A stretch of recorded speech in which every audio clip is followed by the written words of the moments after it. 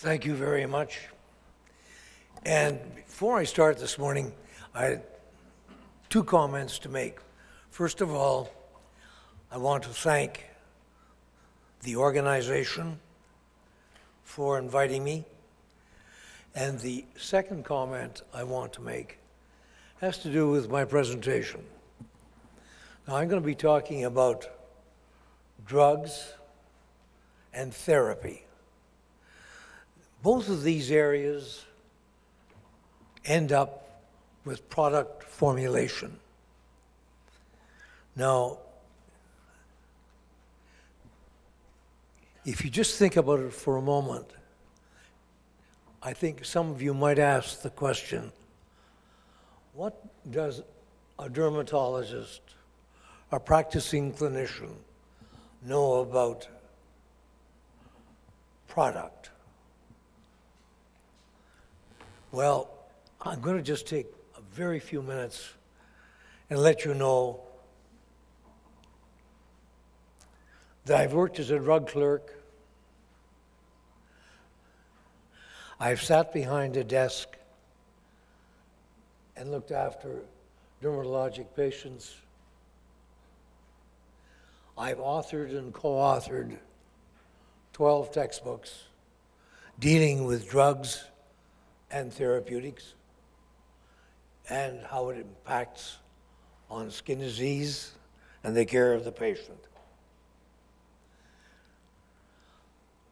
I've organized Dermatology Update, which is a continuing medical education offering that's in its 28th year.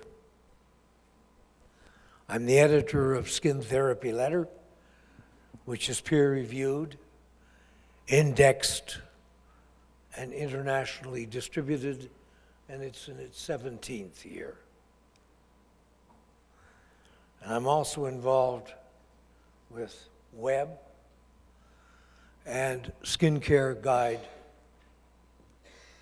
and skininformation.com are now in their 11th year and enjoy a pretty decent Google rating. Now, on this basis, I think some of the things I say, I hope, will generate the kind of respect I hope they deserve. Now, if I can have the slide 3. Thank you. I might also say that in terms of the questions, I'm holding them till the end. They will not be interspersed. Now, I'm saying that as far as I'm concerned, the next slide, if you will, please. Thank you. These 6 factors are the critical areas that make or break a product. Does the product require refrigeration? Is it reimbursed? Does it present complicated dosing? Is it safe for use in the case of the female patient? Does it stink, stain, or sting? And how difficult is it to explain its mechanism of action? Now, those 6 factors may appear to be disassociated, but please believe me that of the 550 or 600 dermatologists in Canada, they see a whacking number of patients each day, many more than the average physician in other disciplines. And because dermatology is a visual art, they can see that extra number of patients each day. And having said that, you should also be reminded that the skin, you hear this all the time, the largest single organ in the body. But believe me, between skin, hair, mucous membrane, and nails, this accounts for 25% or more of the medical game. 25 out of every 100 patients that need to see a doctor have one of those 4 anatomic areas involved.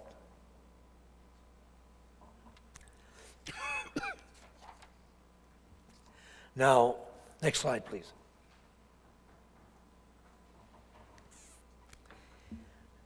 The factors that really count is how effective is the product? How fast does it act? How frequently does the product have to be applied?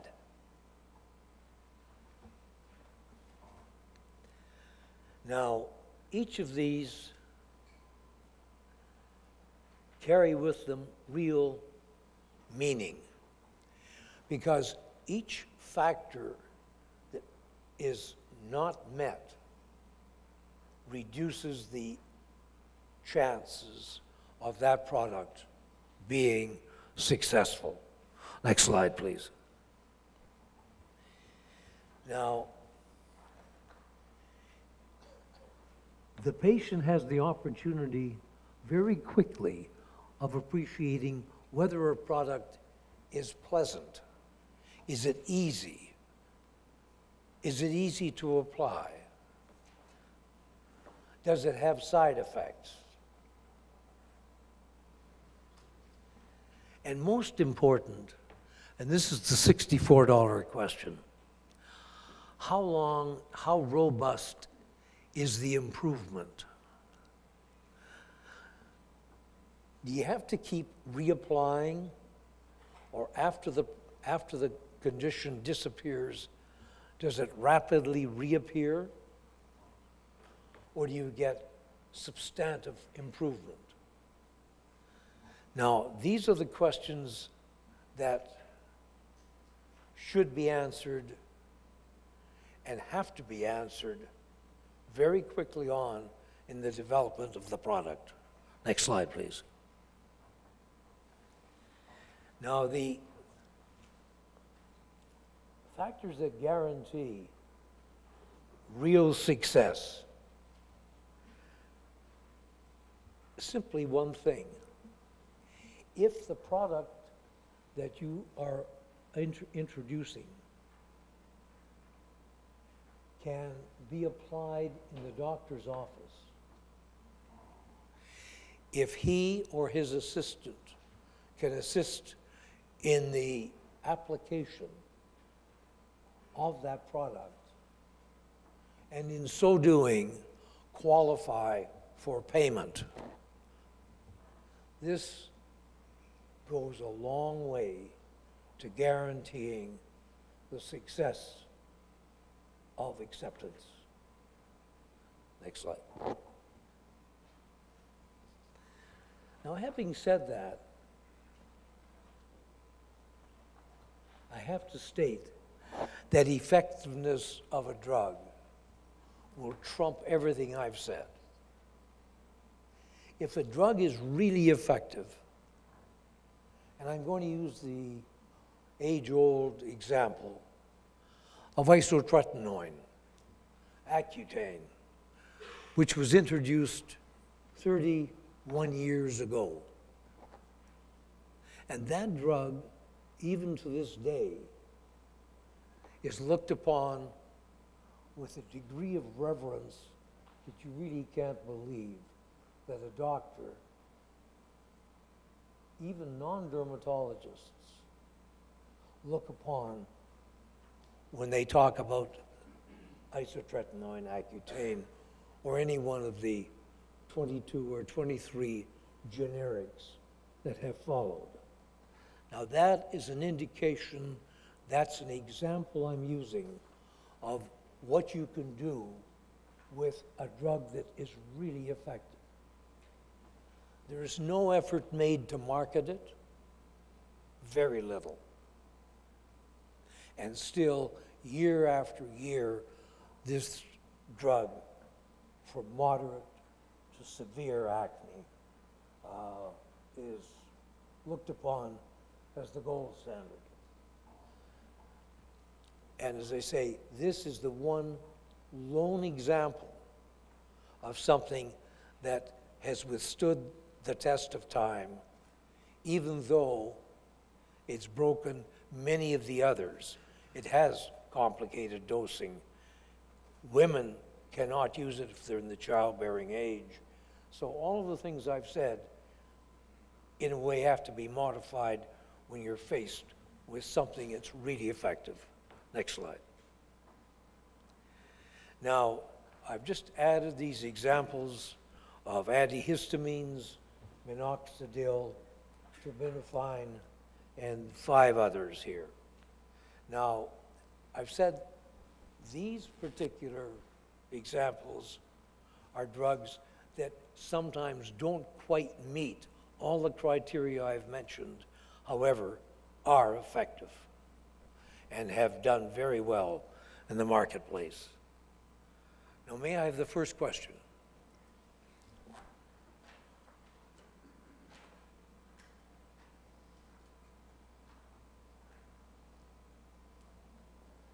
Now, the matter of Me Too is something that we know does happen, and it's going to continue to happen. And there are commercial and there are marketing considerations that are responsible for this happening. Now, those that agree or those that don't, please use your instrument and let me know where you stand on this.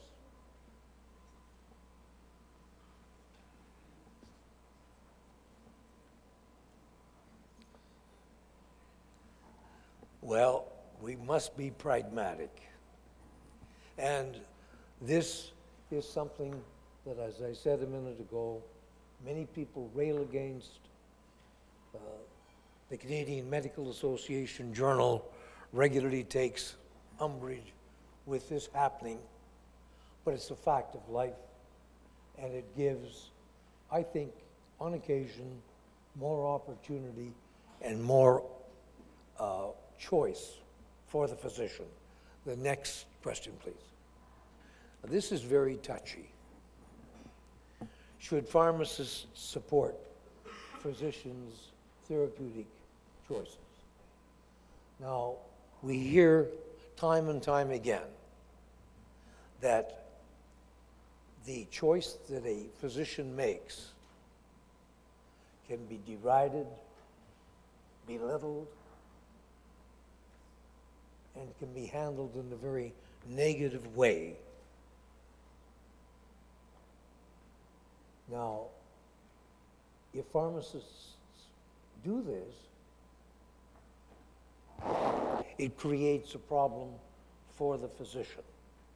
On the other hand, there's oftentimes an indication that cost savings and other factors that the pharmacist realizes can be of benefit.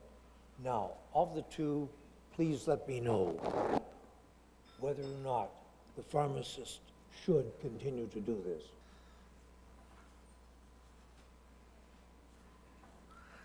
Thank you very much.